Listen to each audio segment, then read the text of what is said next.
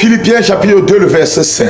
Ayant en vous les mêmes sentiments qui étaient en Jésus-Christ, lesquels existant en forme de Dieu n'a point regardé comme une proie arrachée d'être égal avec Dieu. Mais il s'est humilié lui-même en prenant une forme de serviteur, en devenant semblable aux hommes et ayant paru comme un simple homme.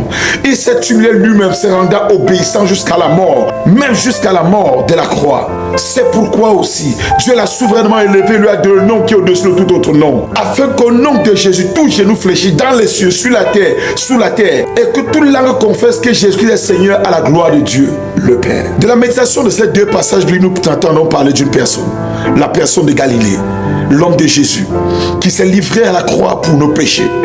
Le châtiment qui lui donne la paix est retombé sur nous. Et c'est par ces meurtrissures que nous sommes guéris. Ce message est interpellatoire. Ce message est révélateur. Ce message nous amène encore ce soir à nous retourner vers la personne de Jésus.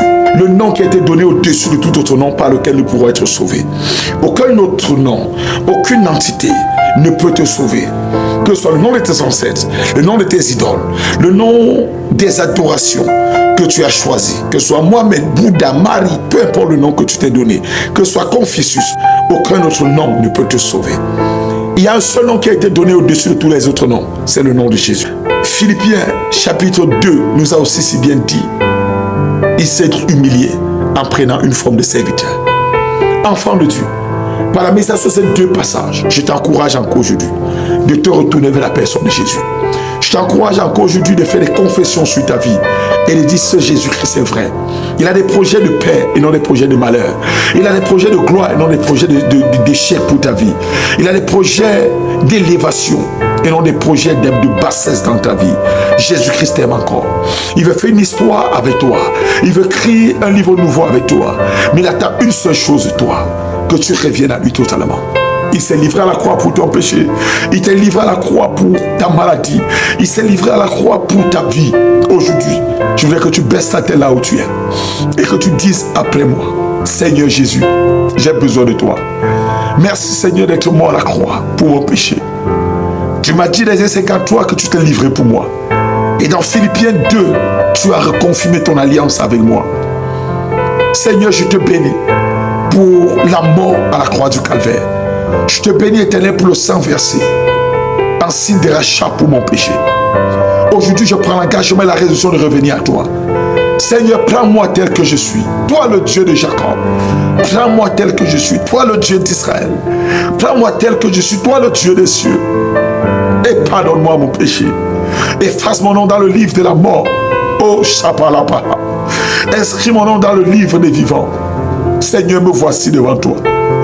Seigneur, parce que tu as effacé mon nom et parce que tu m'as accepté dans ton divin royaume, je confesse que je suis enfant de Dieu. Les choses anciennes sont passées et toutes choses deviennent nouvelles dans ma vie. Je confesse que je marche dès aujourd'hui en nouveauté de vie, séparé du péché, séparé de la convoitise, séparé des œuvres de la chair, séparé des œuvres mortes, et je t'embrasse dans ma vie. Viens Seigneur, fais de moi la personne que tu veux que je sois. Aujourd'hui, maintenant et à jamais, je veux t'aimer. Je veux vivre selon ta volonté. Je veux te servir éternellement. Bâtis ta vie en moi. Je suis l'argile et toi tu es le potier. Fais de moi le modèle que tu veux que je sois. Seigneur, permets-moi de marcher en nouveauté de vie. Que ton esprit m'habite et illumine désormais ma vie. Merci parce que je suis enfant de Dieu. Merci Père parce que tu m'accueilles dans ton royaume. Au nom de Jésus. Amen. Si tu as fait ces confessions avec moi, tu es enfant de Dieu. Les choses anciennes sont passées, toutes choses sont devenues nouvelles.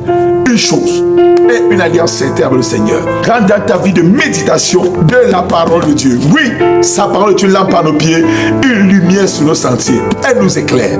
La deuxième chose que tu as fait est une vie de prière radicale en accord avec la parole de Dieu.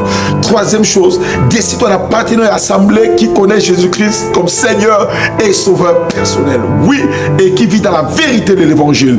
Quatrième chose que tu as fait, décide-toi d'avoir un homme de Dieu, un pasteur, un leader, un père spirituel qui s'assiera sur ta vie et qui verra sur ta croissance et sur ton épanouissement spirituel.